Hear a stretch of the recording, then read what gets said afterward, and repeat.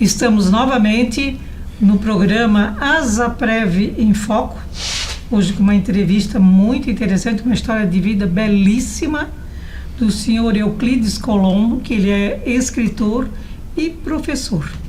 Eu também quero assim lembrar, né, uma grata lembrança que nós temos, né, seu Hildo, como nós conhecemos o seu Colombo, né, o seu Euclides. Nós tivemos no dia 21 agora de março uma tarde cultural lá na Asaprev, Associação dos Aposentados, e o seu Euclides fez parte daquela tarde memorável. Foi uma tarde onde as pessoas tiveram a oportunidade de colocar os seus talentos, mostrar, participar de exposição. Foi assim fantástica. E lá nós conhecemos o seu Euclides através do nosso diretor que apresentou, né, o senhor Romeu Fischer. Então hoje nós temos assim essa grata, né, entrevista com o seu Euclides. Seu Euclides, conta mais um pouquinho da sua trajetória. Bom, primeiro então tenho que agradecer também o convite por ter participado da Asaprev, daquela reunião, daquele evento maravilhoso que vocês organizaram. Legal. E dizer o seguinte, parabenizar vocês principalmente por estarem se dedicando o seu tempo a organizar eventos, a reunir os aposentados. E eu acredito que tem muita gente, muitos aposentados que podem estar nos assistindo também. Exatamente. E que devem fazer parte de alguma associação para estarem presentes, para conviver com outras pessoas, para ouvir histórias de outras pessoas, enfim, para contribuir também com essa organização. É o que eu sempre digo, né? A sabedoria, né? As pessoas têm tanta sabedoria, mas elas devem falar, contar como que tudo isso, né, foi acumulando e como é que foi acontecendo, né? Eu acho que isso é importante. Pois é, dona Suzete, isto é uma coisa tão interessante, importante, porque cada história, cada um é uma história de vida.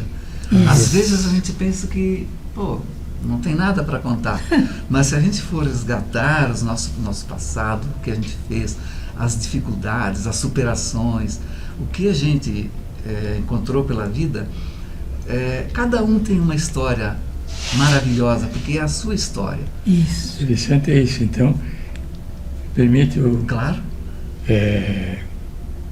Eu conheci o senhor Raul Clemente Pereira, você conheceu? De nome, eu não conheci ele pessoalmente. O senhor Raul foi um visionário, uma pessoa, nasceu analfabeto, certo? E depois teve uma vida de uma sabedoria imensa. Ele fundou essa associação. Ele se alfabetizou aos 40 anos. Exatamente, aos 40 anos ele se alfabetizou. E fundou essa associação que hoje eu estou presidente. Olha só. Então... Como vice, né, seu Hildo? Pois é. A gente fez uma troca, né? Não esquece. Pois é, agora ela é vice, ela é mas presidente, eu sou vice. Né? O ex-presidente é sempre presidente. Também isso. Exatamente. Ótimo, bem isso. E então, assim, a gente teve uma oportunidade de conhecer essa pessoa fantástica, e onde eu construí praticamente a minha vida nesse movimento de aposentados. Certo. E tentamos, assim, fazer da associação um ícone, uma coisa boa para o aposentado de Blumenau e Santa Catarina. Bem, isso mesmo. Ô, seu Euclides, o senhor tem mais um livro aí, qual é o título mesmo do... Esse aqui A Vida Continua? A Vida Continua. Este livro, A Vida Continua, ele traz reflexões e exercícios para a superação do luto e perdas. Ele nasceu em função do falecimento da Daniela, nossa filha, em razão da dificuldade nossa de compreender, porque é natural uma pessoa idosa, está com sua contagem regressiva, claro, correndo, né? Cada dia nós estamos mais próximos do nosso dia final. Mas uma pessoa jovem, no auge da sua profissão e trabalho, é a inversão da ordem. A gente nunca espera que um filho da gente parta antes da gente. A gente sempre espera que eles estejam lá para o nosso último dia, que eles façam a nossa passagem. É a lei da vida, natural. Mas não é geral. Existem as exceções. Por exemplo, quando eu estava escrevendo esse livro, no dia que eu estava fazendo a revisão, no ano passado, vai fazer um ano agora, aconteceu aquela tragédia da creche ali do bairro da Velha. Sim. Vai fazer um ano, acho que essa semana, se não estou enganado. E eu me coloquei, naquele momento que eu estava fazendo a revisão do livro, eu fico hoje, assim, como os pais daquelas crianças receberam aquela notícia. Como você coloca um filho numa creche para se desenvolver. Nossa. E acontece uma loucura, uma tragédia daquelas. Isso não tem explicação. Então, da mesma maneira que a gente perdeu uma filha, ela já tinha contribuído bastante para a sociedade como médica, ela já tinha desenvolvido bastante projetos, trabalhos, ajuda, enfim. Mas essas crianças que tinham todo um futuro pela frente, toda uma expectativa, toda uma vida, como que os pais lidam com uma situação dessa? E aí eu comecei a pesquisar mais, e daquele momento eu ampliei o livro. Em vez de levar para a editora, eu criei uma série de outros exercícios e reflexões para que as pessoas pudessem trabalhar o seu interior. E aí, se me permite só um pouquinho, por exemplo, o que esse livro trata, Dona Suzete, seu Hildo e as pessoas que estão nos acompanhando. Todo mundo sabe o que é luto, né? O que é luto? É um período de uma tristeza, de uma dor intensa, mas é uma resposta da mente por uma perda que a gente teve. A mente, mesmo que meu pai faleceu com 90 anos, a gente queria que ele fosse a 100, tá? A gente nunca quer perder um ente querido. Então a mente, ela tem uma resposta e as perdas doem. E é único para cada pessoa. Não existe uma receita pronta para atender cada. Por isso que existem diferentes tipos de luto. Existem 10 ou 12 tipos de luto. Eu trato aqui nesse livro de 10 tipos de luto diferentes. Que é o luto abreviado, o luto ausente, o luto antecipado, o luto complicado, luto coletivo, como foi o caso desse,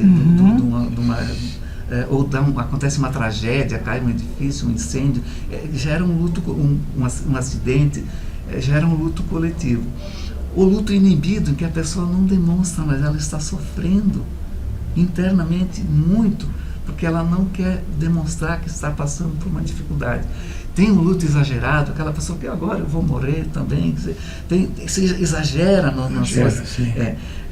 tem um luto mascarado, que a pessoa quer esconder, mas não consegue.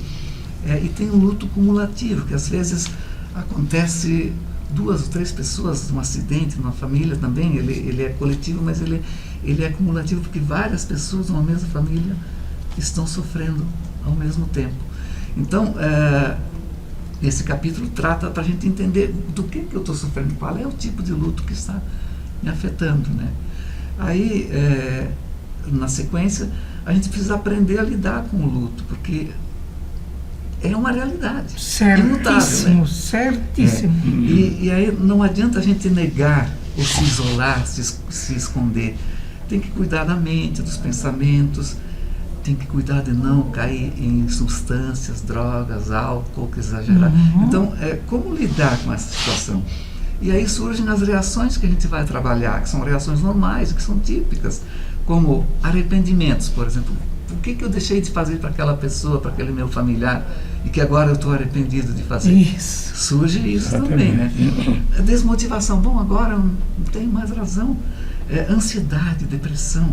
Depressão, uma pesquisa realizada nos Estados Unidos, 88% das pessoas que passam por um luto mais trágico ou menos esperado sofrem de depressão, sofrem de sintomas emocionais, e 43% ficam depressivos. Então, algo que a gente precisa estar atento a isso, porque são sintomas, né, que acontecem às vezes cardiopatias, que é aquela dor, síndrome do coração todos batido, que esses chamam, sintomas, né? nossa, como tem que estar atento. E se a gente entender isso, fica mais fácil de entender a situação e se ajudar a sair desse momento. E aí eu tenho um capítulo que eu tratei especificamente em razão do falecimento da Daniela, que é como lidar com a perda de um filho, que é difícil. A gente não está preparado. Eu falei anterior na história, no projeto dela, no trabalho dela, do quanto que ela era motivada pelo que ela fazia. O posto de saúde dela era super bem referenciado, o prefeito ia lá conversar com ela, enfim, as pessoas não tinham fila, ela atendia sempre. E além de uma profissional, uma filha exemplar, estudiosa, dedicada, não casou, não teve filhos, mas foi alguém que se dedicou a salvar vidas. O último desejo dela, quero ser doadora de órgãos. Ela já sabia que não tinha mais condição de se recuperar. Puxa vida. Nossa, e ela, interessante, né? E aí, fantástico. Triste. Aí Triste. Foi protelado aqueles rituais todos necessários para fazer a retirada de órgãos. E, enfim, não, mas olha, Sr. Euclides, é uma história assim muito que comove, né? A gente sabe como é que é isso. Mas olha, Sr. Euclides, nós queremos agradecer, estamos chegando no finalzinho do programa, queremos agradecer a sua presença e nós estamos lá. E renovar o convite para ele em outra com certeza. outra ocasião e vir continuar essa história. Isso. Continuar. Estamos lá na Asaprev, Sr. Euclides, quando puder comparecer. Estaremos lá. Eu quero assim, deixar meus agradecimentos muito especiais a vocês pela oportunidade e dizer que eu estou disponível. Se quiserem fazer uma palestra, uma reunião lá com os associados da Asaprev, programam com antecedência, convidam as pessoas, a gente vai lá e faz um bate-papo bem aberto, assim, falando. Com certeza as pessoas que estarão lá também vão ter histórias para contar. Isso, muito bom. E a gente pode fazer com certeza a gente vai organizar isso aí. E falem do livro, que pode ajudar muitas pessoas também a cuidarem do seu Vamos ver. Então, Sr. Euclides, muito obrigada, né? Nós estamos encerrando o programa. Até a próxima segunda-feira.